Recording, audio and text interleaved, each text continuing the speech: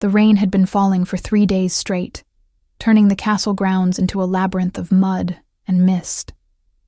I could smell it even from the servants' quarters, that heavy, earthy scent that clung to stone walls and made everything feel smaller, darker, more suffocating. Tonight was the lunar gathering, when alphas from every territory converged under one roof to discuss borders, alliances, and wars I would never understand. My job was simple: stay invisible, keep the chambers clean, and never, ever draw attention to myself. I had perfected the art of disappearing. At 19, I had worked in the castle for 4 years, and in that time, I had learned that girls like me, human, pale-haired, with no family name worth mentioning, were meant to blend into the wallpaper. We were the hands that changed the sheets, the shadows that scrubbed the floors, the silent figures who existed only to serve. The wolf shifters who ruled this land barely registered our presence, and that was exactly how I preferred it. Safety lived in invisibility. My mother had been a maid here too, before the fever took her. She used to tell me that kindness was the only inheritance worth leaving behind. "Even when they don't see you," she'd whisper while braiding my hair, "you see them, and how you treat the unseen says everything about your heart." I carried those words like a secret talisman, though I wondered sometimes if kindness mattered in a world built on strength and dominance. The upper floors buzzed with energy tonight. I could hear it even as I climbed the narrow servants' staircase, my arms aching from carrying fresh linens. Voices rumbled through the walls, deep, commanding, edged with the kind of authority that made my spine straighten instinctively. The lunar gathering brought out something primal in the shifters, something that crackled in the air like lightning before a storm. I kept my eyes down as I passed a cluster of visiting wolves in the corridor, their conversation dying the moment they noticed me. I felt their gazes slide over me with disinterest before resuming their discussion of territory disputes. Good, invisible. I slipped into the chamber I'd been assigned to prepare, one of the guest suites reserved for high-ranking visitors. The room was opulent in a way that always felt alien to me: dark wood furniture, burgundy curtains thick enough to block out the world, a 4-poster bed that could sleep 3 people comfortably. I moved through my routine with practiced efficiency, stripping the bed, checking the wash basin, ensuring the fire was properly stoked. The warmth felt good against my perpetually cold fingers. I had just finished smoothing the final corner of the bedsheet when I realized I'd gotten water on my uniform. A lot of water. The entire front of my gray dress was soaked through, clinging uncomfortably to my skin. I glanced at the door, locked as I'd secured it upon entering, and made a quick decision. I had a spare uniform in my apron pocket, folded small. I could change quickly, be out of here in minutes, and no one would ever know. I unbuttoned my dress with fumbling fingers, the cold air raising goosebumps on my arms as the wet fabric peeled away. I was halfway through pulling the dry uniform over my head when I heard it. The door opening. My blood turned to ice. "Wrong room," a voice said. Deep, rough, with an accent that marked him as Northern Territory. "I was told 3rd door on the—" He stopped mid-sentence. I yanked the dress down frantically, my face burning hot enough to rival the fireplace. When I finally managed to look up, my heart slammed against my ribs so hard I thought it might crack them. The man standing in the doorway wasn't just any visiting alpha. He was the Alpha King. I'd seen him only once before, from a distance during a formal ceremony. Tall didn't begin to describe him. He seemed to fill the entire doorframe, his shoulders broad enough to block out the hallway light. Dark hair fell just past his collar, slightly disheveled as if he'd been running his hands through it. His eyes were the color of amber and firelight, and right now, they were locked directly on me with an intensity that made my knees weak. Everyone knew the stories. Demon Corvinus, the Alpha King who had united the territories through a combination of strategic brilliance and sheer, terrifying dominance. They said he could kill a man with his bare hands before the victim even realized he was in danger. They said he'd never taken a mate, never showed interest in anyone, that his heart was as cold as the northern mountains he came from, and he was staring at me like I was the only person in the entire castle. I'm so sorry, Your Majesty," I stammered, dropping into a clumsy curtsy, my wet dress still crumpled on the floor beside me. The door was locked. I didn't think anyone would, I was just changing because I got water on my... I was babbling, my words tripping over each other in panic. "Stop," he said quietly, and I froze. "Don't apologize." I risked another glance at him. He hadn't moved from the doorway, but something had shifted in his expression. The hard edges had softened imperceptibly, and he was looking at me not with anger or disgust, but with something I couldn't quite name. Curiosity? Confusion? Recognition? "What's your name?" he asked. No one had asked me that in months. "Ilara, Your Majesty. Ilara," he repeated, as if testing how it felt in his mouth. "You work here." It wasn't a question, but I nodded anyway. "Yes, Your Majesty. I'm a chambermaid. I was preparing this room for one of the visiting dignitaries. I didn't realize it was your chamber. There must have been a mistake with the room assignments." "There was no mistake," he interrupted, taking a single step into the room. The door clicked shut behind him, and my pulse skyrocketed. "This is my chamber." But I wasn't expecting it to be occupied. The way he said occupied made it sound almost pleasant, as if my presence here wasn't an intrusion but a discovery. I swallowed hard, acutely aware of how I must look, hair falling out of its bun, uniform hastily pulled on, face flushed with embarrassment. Everything my mother had taught me about staying invisible had just shattered in the space of 30 seconds. "I'll leave immediately," I said, bending to gather my wet dress and the soiled linens. "Again, I said don't apologize." His voice was firmer now, carrying the weight of command that made my instincts scream to obey. "And don't leave yet." I straightened slowly, clutching the bundle of fabric against my chest like a shield. "Your Majesty?" He moved closer, and I caught his scent. Pine and smoke and something wild that made my hindbrain recognize him as predator, but he stopped a respectful distance away, his eyes searching my face with an intensity that felt like being read in a language I didn't speak. "How long have you worked here?" he asked. 4 years, Your Majesty. "And in 4 years have we ever met?" I shook my head. "No, Your Majesty. I work in the servants' wing mostly. We don't cross paths with the royal household." "Invisible," he murmured, and something painful flickered across his features. "Of course." Before I could process what that meant, a sharp knock sounded at the door. "Your Majesty?" A woman's voice, crisp with authority. "The council is gathering. They're asking for you." The spell, if that's what it had been, broke. Demon's expression closed off, returning to that mask of cold command I'd glimpsed from afar. But his eyes remained on me for one more heartbeat, and in that moment, I saw something that would haunt me for days to come. Loneliness. Raw, aching, and so profound it made my chest constrict. "I'll be there shortly," he called to the door without looking away from me. Then, quieter, "What did you say your name was again?" "Ilara, Your Majesty." He nodded slowly, as if committing it to memory. "Ilara, with the pale hair." It wasn't a question, but I felt myself nod anyway. "I won't forget," he said, and somehow I knew he meant it. Then he turned and walked out, leaving me standing in the middle of his chamber with my heart racing and the distinct, terrifying feeling that my life had just changed in ways I couldn't begin to understand. The wet dress in my arms had grown cold, but I barely noticed. All I could think about was the way he'd looked at me.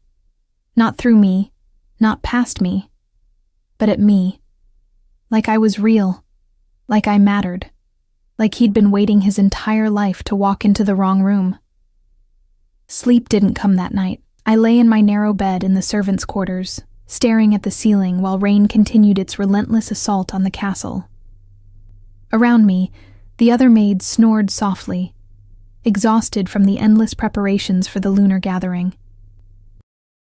But my mind wouldn't quiet, replaying those few minutes in the chamber over and over like a melody I couldn't shake. "I won't forget." What did that mean?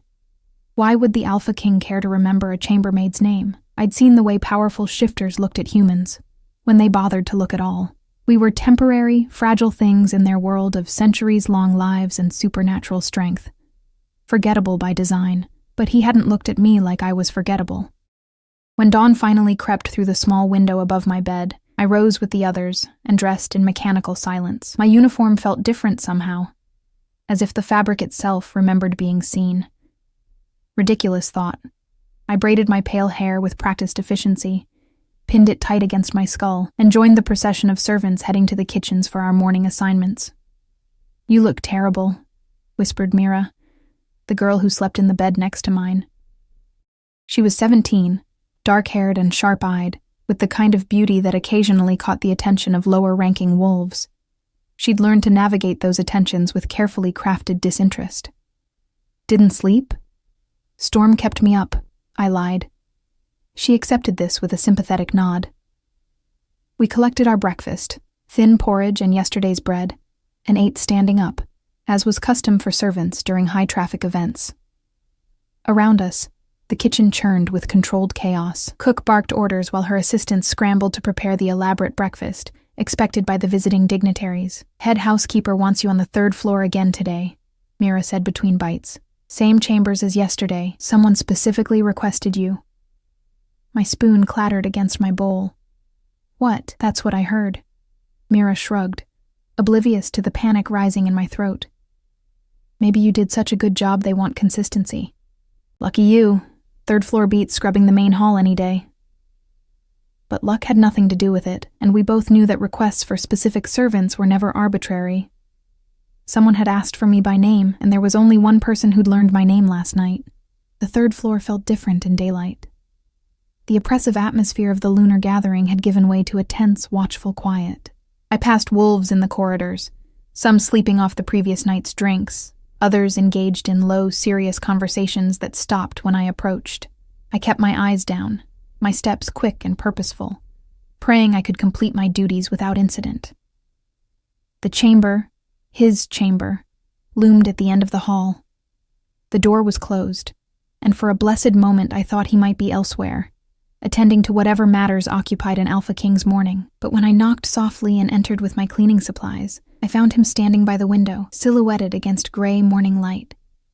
He turned at the sound of the door, and I saw that he looked as exhausted as I felt. Dark circles shadowed those amber eyes, and his hair was even more disheveled than yesterday. He'd removed his formal jacket, leaving him in a simple black shirt that somehow made him look more dangerous, not less. "Elara," he said, and my name in his voice did something strange to my pulse. I dropped into a curtsy, eyes fixed on the floor. "Your Majesty, I was told to service your chamber this morning. If you'd prefer someone else, I wouldn't."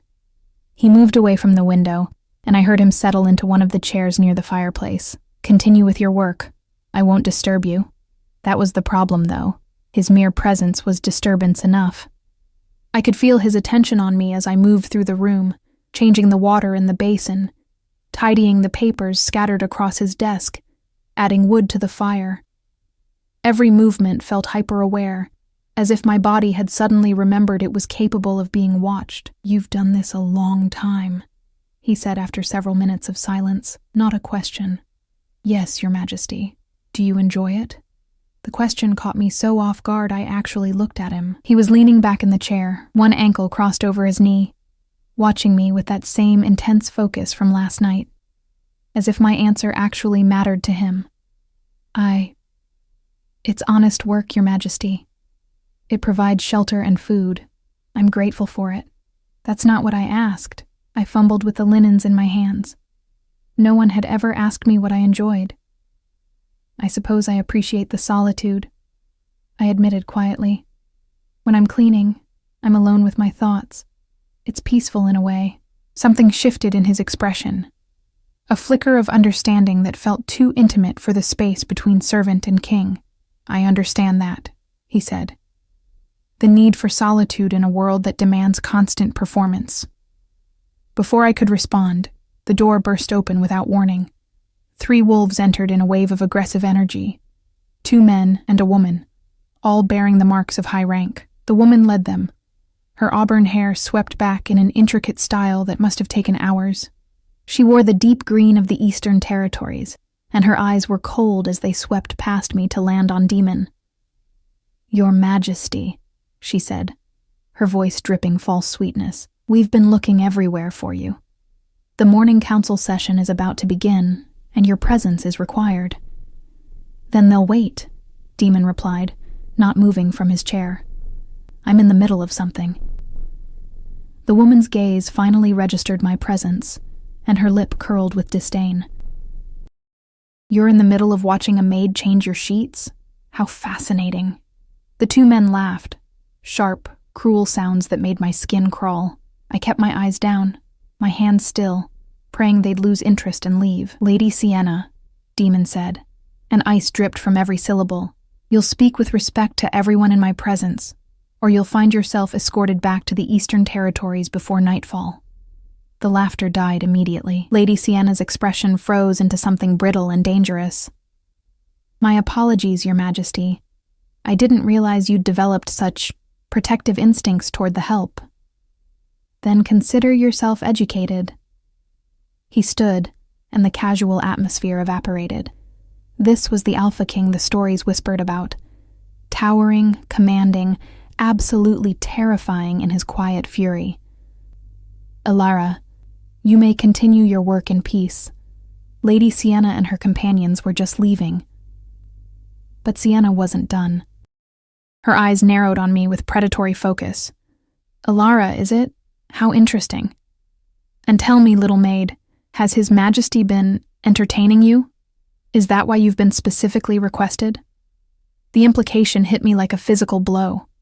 Heat flooded my face, and shame followed immediately after. Not because there was truth in her words, but because I understood exactly what she was suggesting, that I was here for reasons that had nothing to do with cleaning.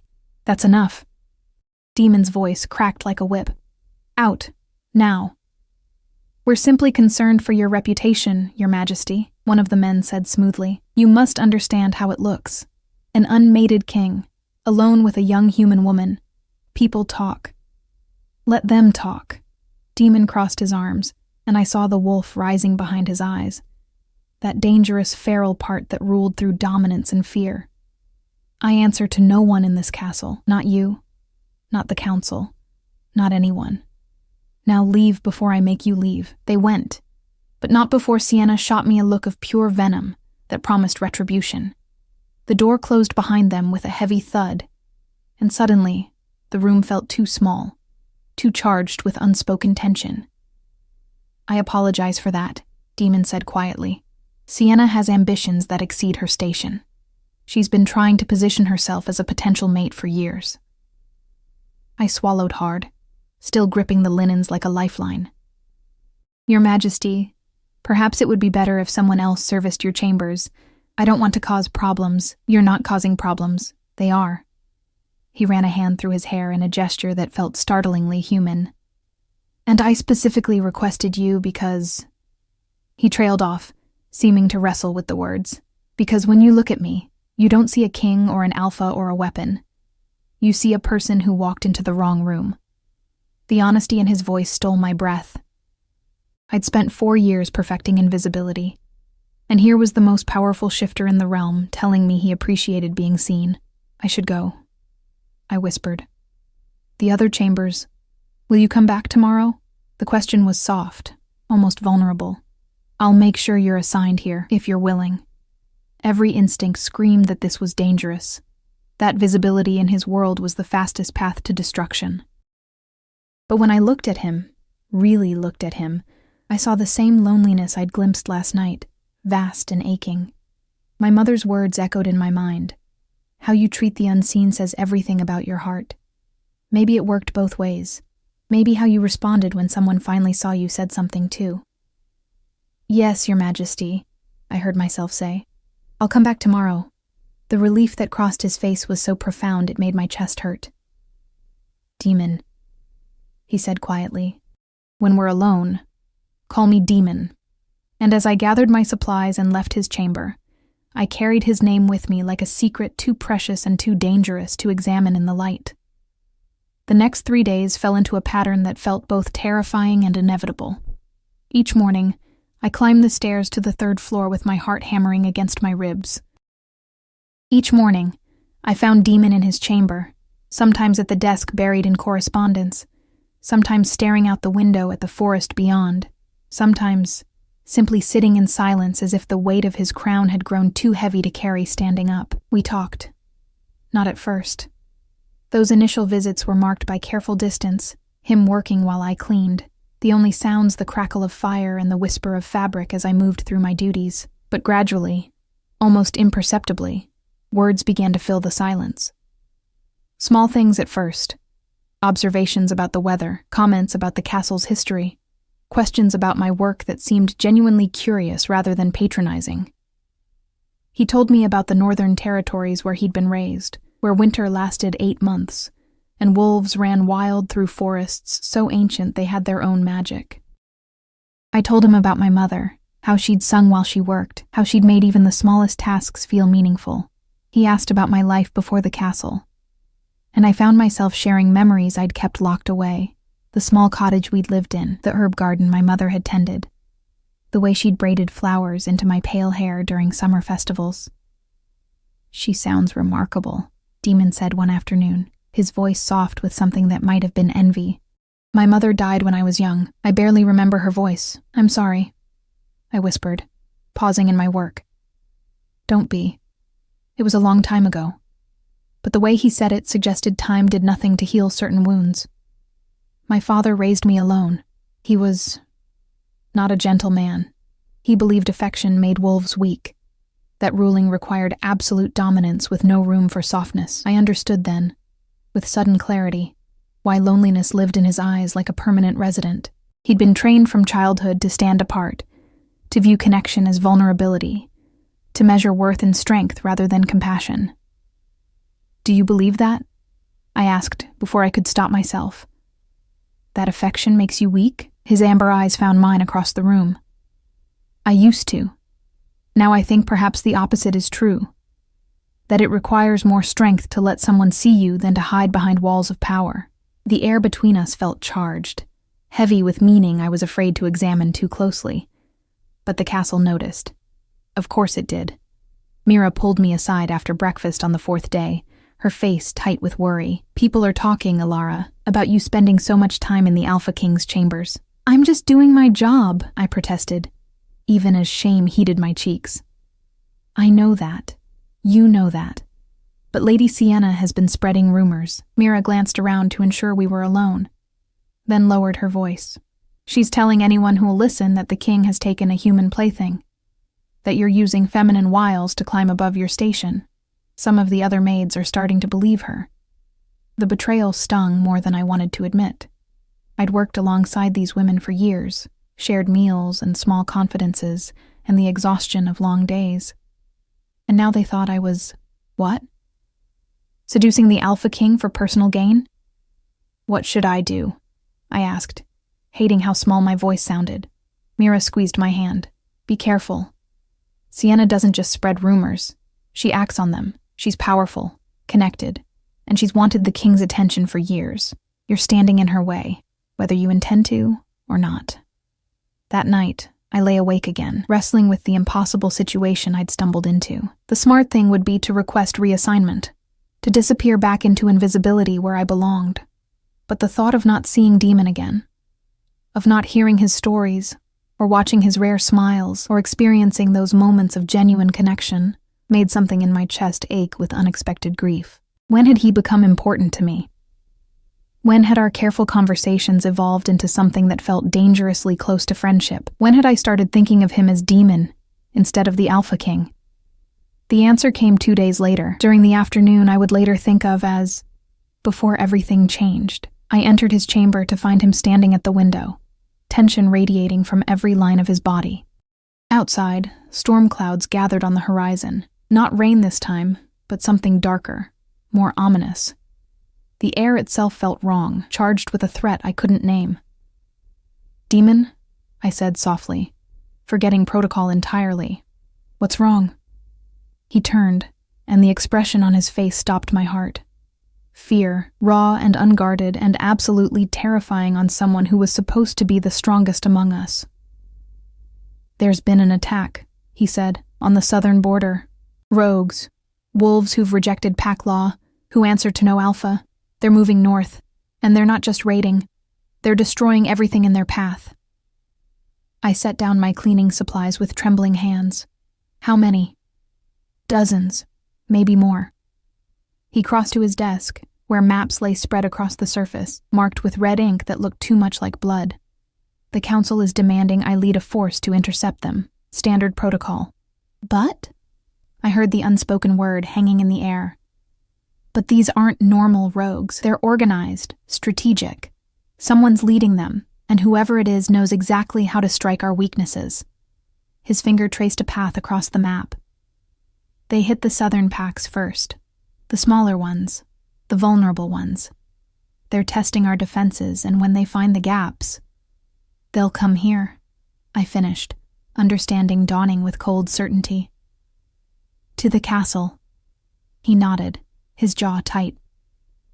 I have to leave tonight, take the King's Guard, and meet them in open territory before they can reach the civilian populations. But that means leaving the castle with minimal protection. And if this is a diversion, if the real attack is meant to happen here while I'm gone... He didn't finish the sentence. He didn't have to. I moved to stand beside him at the desk, studying the maps even though military strategy was far beyond my understanding.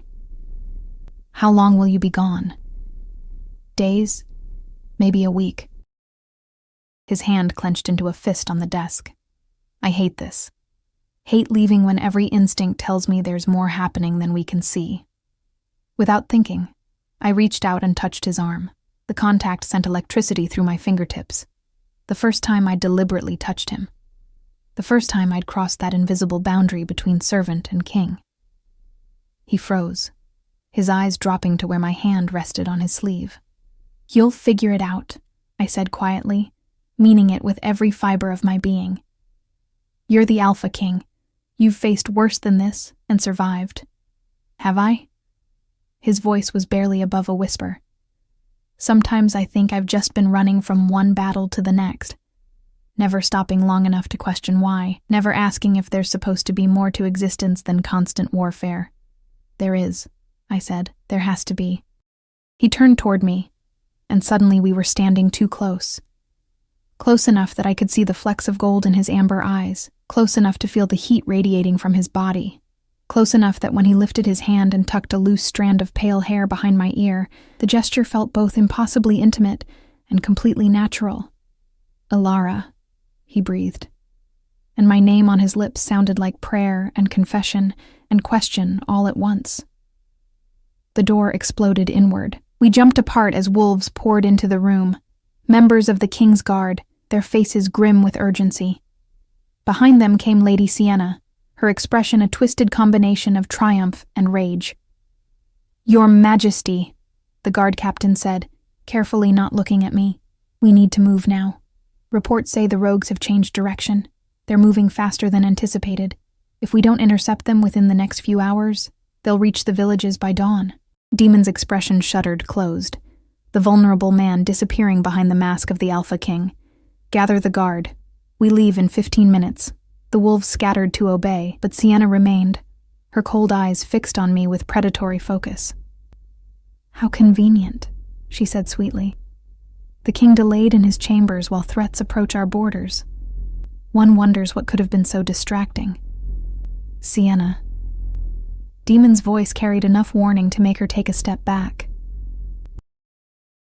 You'll accompany the civilian evacuation to the inner keep. Make yourself useful. Of course, Your Majesty. She dipped into a mocking curtsy, but her eyes never left mine. Though I do hope the little maid will be safe while you're gone. It would be tragic if something happened to her in all the chaos. The threat was unmistakable. After they left, Demon turned to me, conflict warring across his features. You need to stay in the servants' quarters. Don't go anywhere alone. Don't draw attention to yourself. Promise me. I promise, I said, even as fear coiled in my stomach. He moved toward the door, then stopped, his hand on the frame. For a moment, I thought he might say something more, might voice whatever had been building between us during those stolen conversations.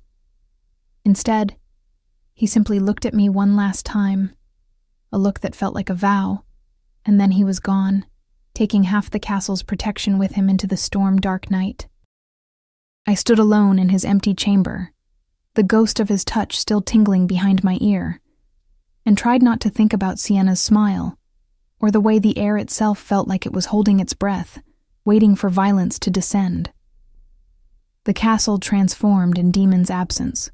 What had been busy and structured became tense and watchful, every shadow suddenly suspicious, every sound a potential threat. The servants huddled together in whispered clusters, trading rumors that grew more dire with each retelling. The rogues had destroyed 3 villages. No, 5. No, an entire territory had fallen.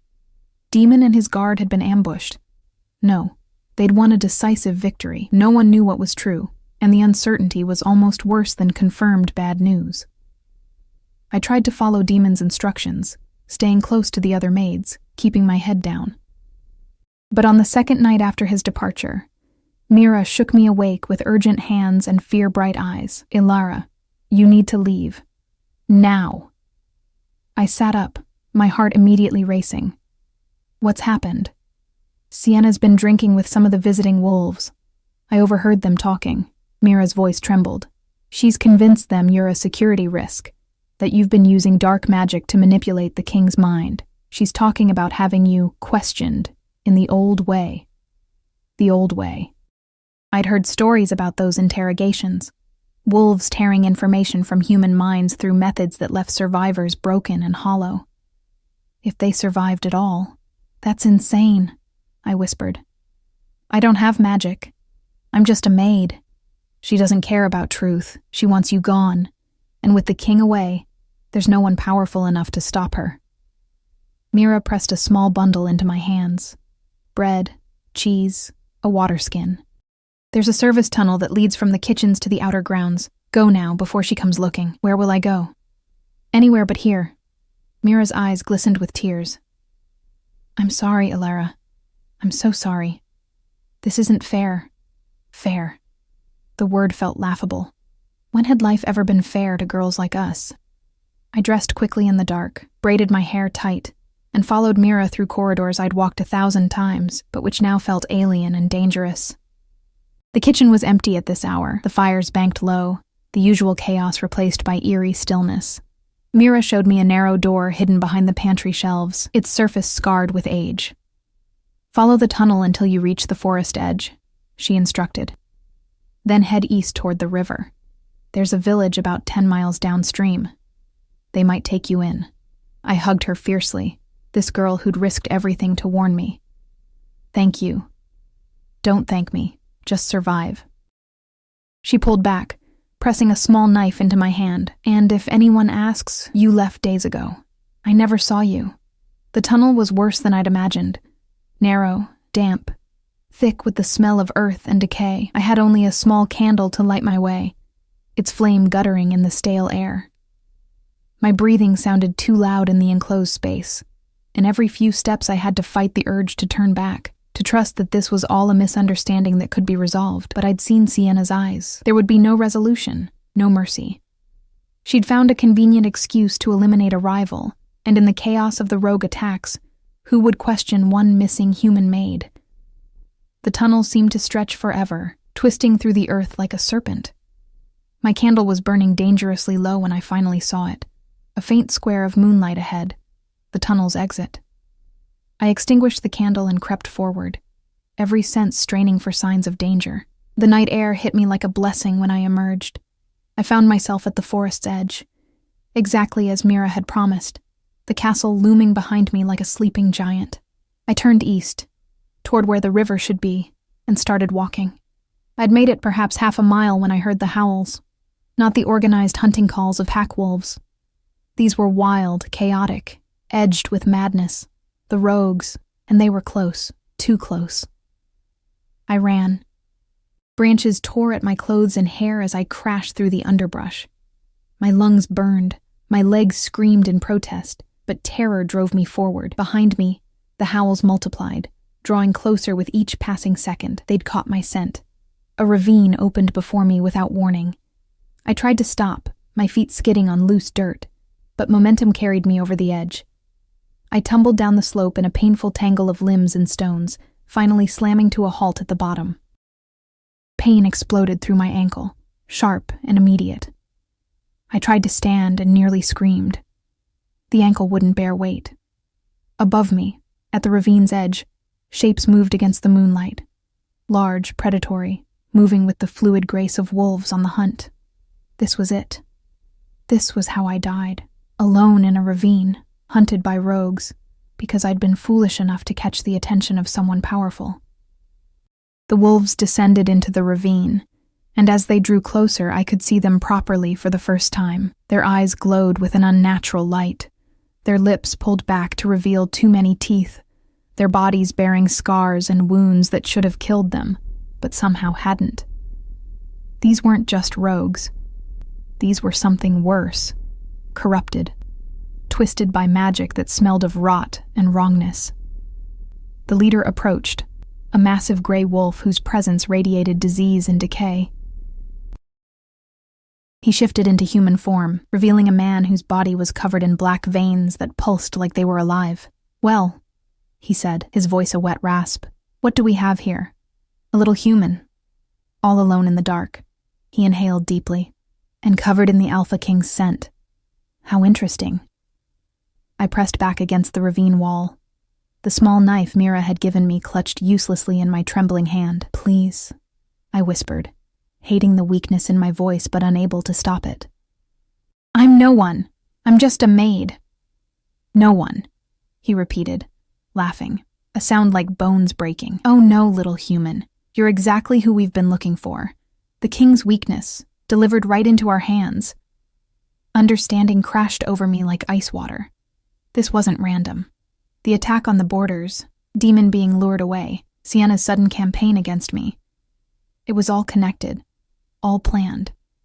Someone had orchestrated everything to isolate me, to use me as leverage against Demon. "Who's paying you?" I demanded, finding strength in anger. "Who wants the king badly enough to hire corrupted rogues?" The gray wolf's smile widened, revealing black gums. "Such a clever little thing, but you'll have plenty of time to figure that out. Once we deliver you to our employer, I'm sure she'll be happy to explain everything before she—" He never finished the sentence. A blur of black fur exploded from the ravine's edge, slamming into the gray wolf with enough force to send them both rolling. More wolves followed, these ones sleek and powerful, and moving with the coordinated precision of trained fighters. The king's guard, and leading them, larger than all the others, his dark fur gleaming like midnight water, was Demon. What followed was brutal and swift. The king's guard fell upon the rogues with surgical efficiency, cutting them down before they could mount a proper defense.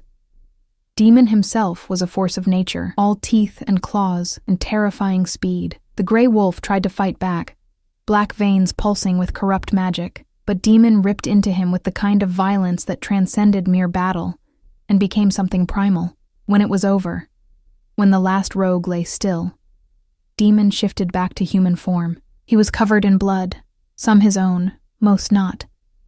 His chest heaving with exertion, his eyes found me immediately, scanning for injuries with an intensity that bordered on frantic. "Ilara," he breathed, and then he was moving, crossing the distance between us in 3 long strides and dropping to his knees beside me. "Are you hurt?" "My ankle," I managed. "I think it's broken."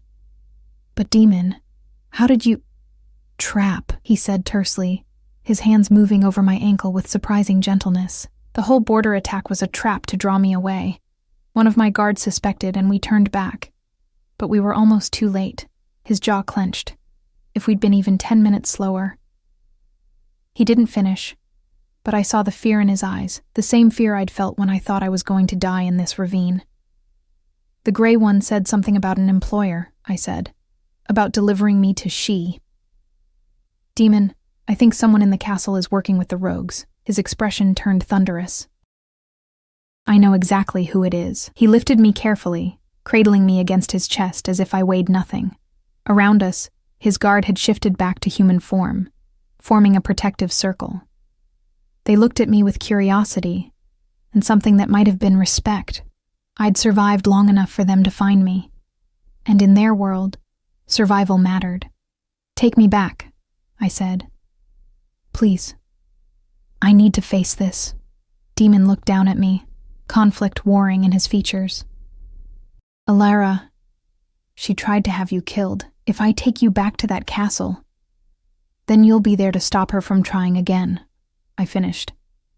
And I refused to run. I refused to let her win by making me disappear. Something fierce and proud flashed in his eyes. You're braver than most wolves I know. No, I said quietly.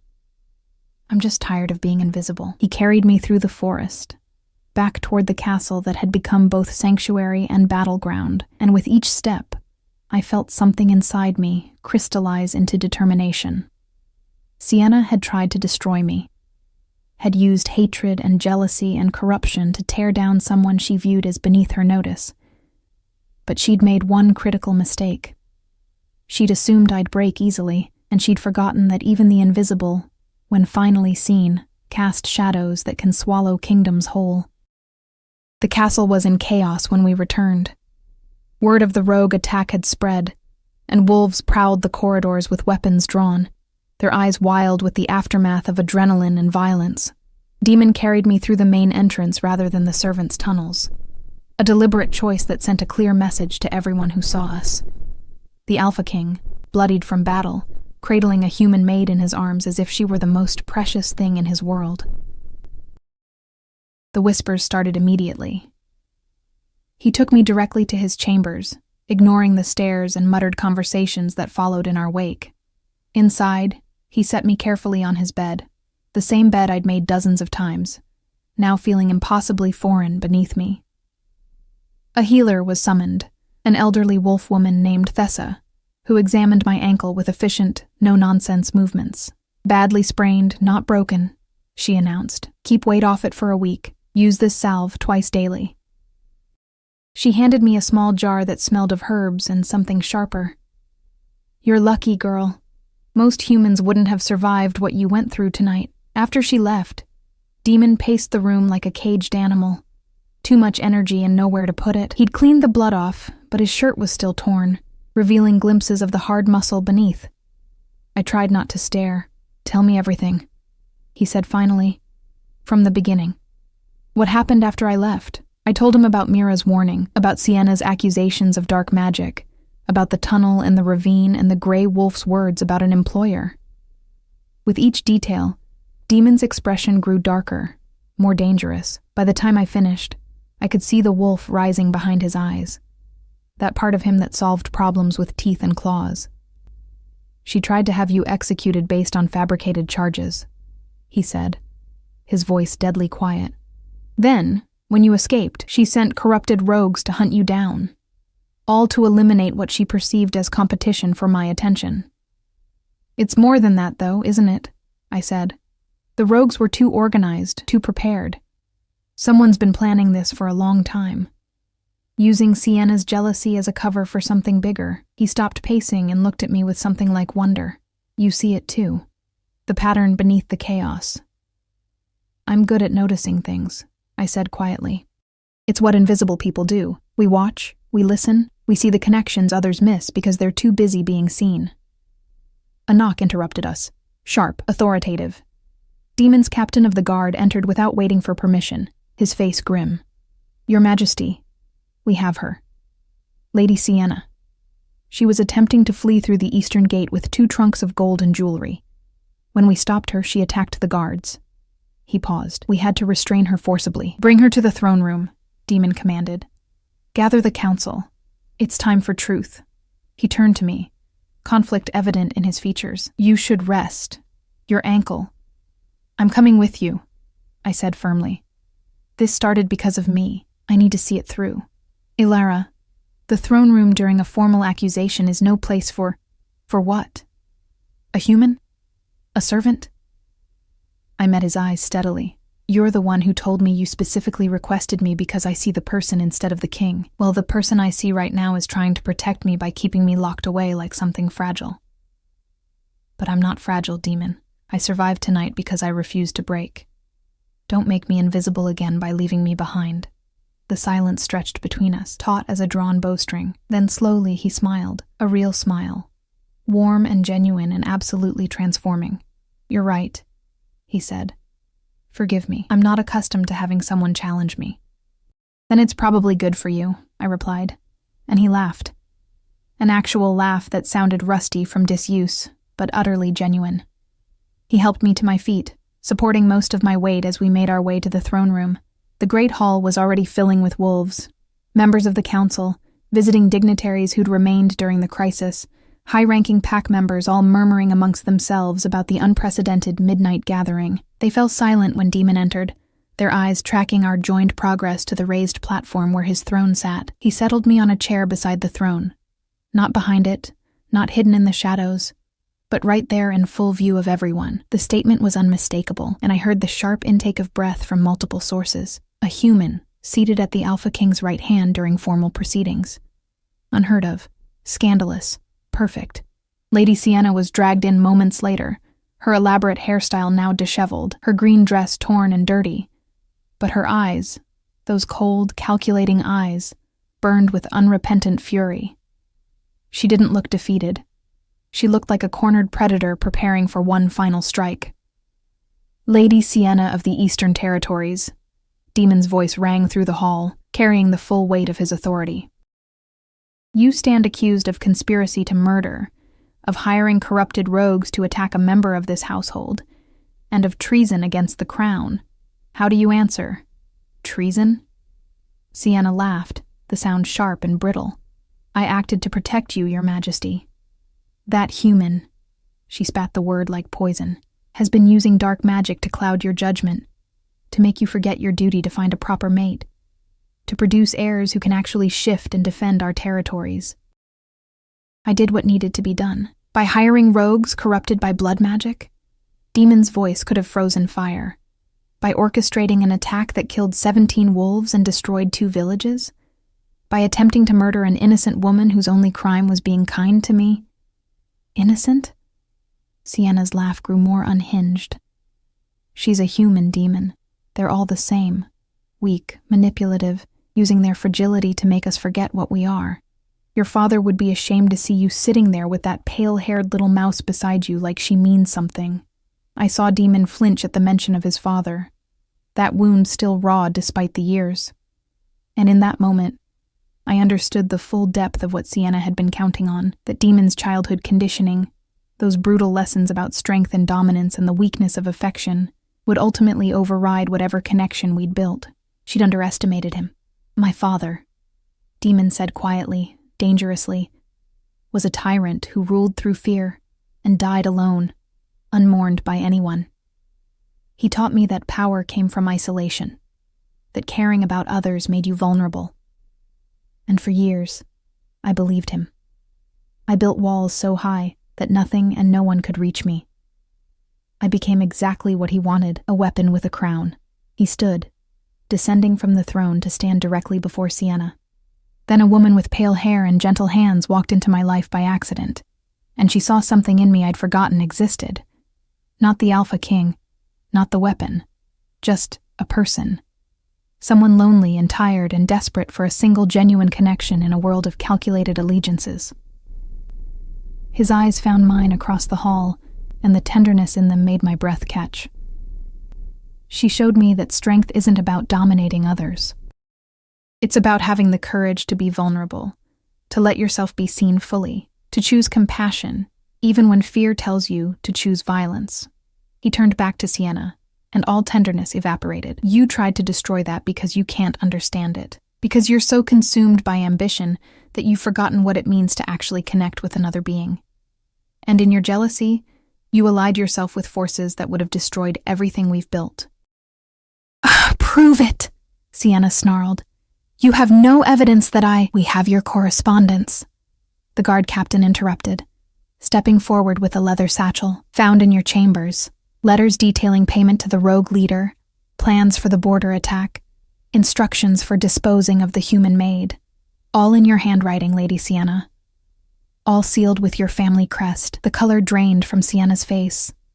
Around the room, I heard gasps and angry muttering from the assembled wolves.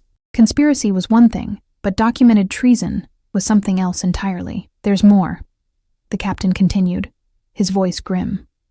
The rogue leader, before he died, confirmed that Lady Sienna had been his contact for months. She'd been feeding information about patrol routes, weak points in our defenses, all in exchange for their assistance in eliminating her romantic rival. I did it for us, Sienna screamed, her composure finally shattering. For our people, we can't have a human queen, demon. We can't let them think we've gone soft, that we'll accept their weakness into our bloodlines.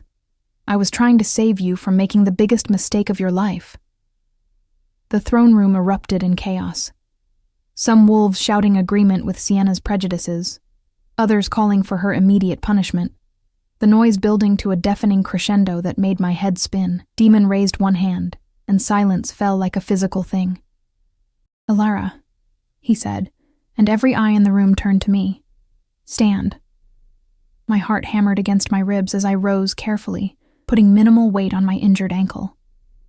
I'd never felt more exposed, more scrutinized, more utterly terrified in my life. Hundreds of wolves staring at me with expressions ranging from curiosity to contempt to barely concealed hostility. Demon crossed to me, taking my hand in his. The gesture sent another wave of shocked murmurs through the crowd. "This woman," he said, his voice carrying to every corner of the hall, "has shown more courage, intelligence, and genuine strength in the past week than most of you will demonstrate in your entire lives. She survived an assassination plot, escaped into hostile territory with a broken ankle, and held on long enough for rescue despite being hunted by corrupted rogues. She did all of this, not because she has supernatural strength or centuries of life experience, but because she refused to give up, because she chose to survive." He turned to face the assembled council, me still beside him. "I've spent my entire reign trying to live up to my father's example. Cold, distant, unmoved by emotional considerations. I thought that was what leadership required, but I was wrong. True strength isn't about building walls. It's about having the courage to tear them down." "Your Majesty," one of the older council members spoke up, his voice careful, "we understand your affection for this human. But surely you see the complications. A human queen cannot defend our borders, cannot shift, cannot bear wolf cubs. The practical considerations alone are irrelevant," Demon interrupted, "because I'm not asking for your approval. I'm informing you of my decision. Alara will remain at my side in whatever capacity she chooses. If that means as my mate and future queen, then you'll accept it, or find yourselves answering the same treason charges as Lady Sienna." The threat hung in the air like drawn steel.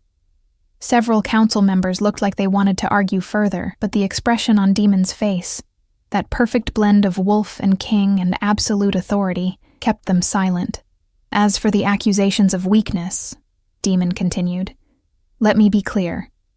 Any wolf who views compassion as weakness, who thinks ruling through fear is the only path to strength, can challenge me directly, right here, right now. I'll be happy to demonstrate exactly how weak I've become." No one moved. No one spoke. Even the most prejudiced among them weren't foolish enough to challenge the Alpha King in direct combat. Demon turned to Sienna, and his voice dropped to something cold and final. "Lady Sienna, you are hereby stripped of your title and lands. You'll be exiled to the northern wastes, where you'll spend the remainder of your considerably long life thinking about the consequences of betraying your king. Guards, remove her." As they dragged Sienna away, screaming threats and curses that echoed off the stone walls, I felt the full weight of what had just happened settle over me like a physical thing. Demon had just publicly declared his intention to make me his mate, had threatened the entire council on my behalf, had fundamentally altered the political landscape of his kingdom, for me. A chambermaid with pale hair and no family name worth mentioning. The throne room slowly emptied, wolves filing out in clusters of whispered conversation. Some shot me looks of hostility, others curiosity. A few, surprisingly, something that might have been grudging respect. When the last of them had gone, when it was just Demon and me and the vast empty hall, I finally let myself sag against him. "That was terrifying," I whispered. "I know." His arms came around me, steady and warm. "I'm sorry. I should have warned you, should have prepared you better." "No," I interrupted. "I meant terrifying in a good way, like standing at the edge of something huge and unknown and choosing to jump anyway." He pulled back to look at me, his amber eyes searching my face. "You understand what I just did, the implications?" You declared war on centuries of prejudice and tradition because you refused to let the past dictate the future, I said. And you did it publicly, in a way that can't be taken back or quietly swept aside. I did it because the alternative was losing you, he said simply. And that's not something I'm willing to accept. Not now, not ever. The words hung between us, heavy with meaning that went far beyond political maneuvering or strategic declarations. This was something real, something that had grown from accidental meetings and careful conversations and the slow recognition of two lonely people finding understanding in each other. I need to ask you something, Demon said quietly, and I need you to answer honestly, without worrying about what you think I want to hear. All right. Do you want this? Being at my side, dealing with the politics and dangers and constant scrutiny that comes with that position? Because if you don't, if you'd rather return to a quieter life somewhere safe, I'll make it happen. I'll set you up anywhere you choose, with enough resources to live comfortably. You'll never have to work as a servant again. Never have to worry about... I stopped him with a finger pressed gently to his lips. Do you remember what you asked me, if I enjoyed my work? He nodded. I told you I appreciated the solitude, the peace of being alone with my thoughts, and that was true. Then. But Demon, I've spent my entire life being invisible, watching from the shadows while others lived in the light. And yes, it was safe. Yes, it was peaceful. But it was also hollow. I took his hand, pressing it against my chest where my heart hammered with fear and hope and something that felt terrifyingly close to love. These past days with you, being seen, being heard, being treated like I matter, that's what living actually feels like. And I don't want to go back to just existing. I want to jump off that terrifying edge and see what happens. The smile that spread across his face was like sunrise breaking through storm clouds. Then jump with me. He kissed me then, not the careful political kiss of arranged mates, but something real and raw and filled with months of loneliness. Finally finding relief, I kissed him back with everything I had, pouring all my fear and hope and defiant courage into that single point of connection. When we finally broke apart, both breathing hard, he rested his forehead against mine. There's still so much to figure out. The Council will resist. Some territories might rebel. There will be challenges and complications I can't even predict yet. Good, I said. I've had enough of predictable. Let's try impossible instead. He laughed, that rusty, genuine sound that was becoming less rare each day. Impossible it is. The following weeks were a whirlwind of change that left me breathless. Demon kept his word. I remained at his side through council meetings, diplomatic functions, strategy sessions with his military advisors. Not as a silent ornament, but as a participant whose opinions were solicited and respected. It didn't win me friends among the more traditional wolves, but it earned me something more valuable. Acknowledgement that I belonged there. Mira visited me frequently in my new chambers. Rooms adjoining Demon's own, decorated with elegant simplicity that felt more like home than anywhere I'd ever lived. She'd been promoted to head housemaid, a position she'd earned through years of competent service, but which Demon freely admitted was also a reward for protecting me when it mattered most.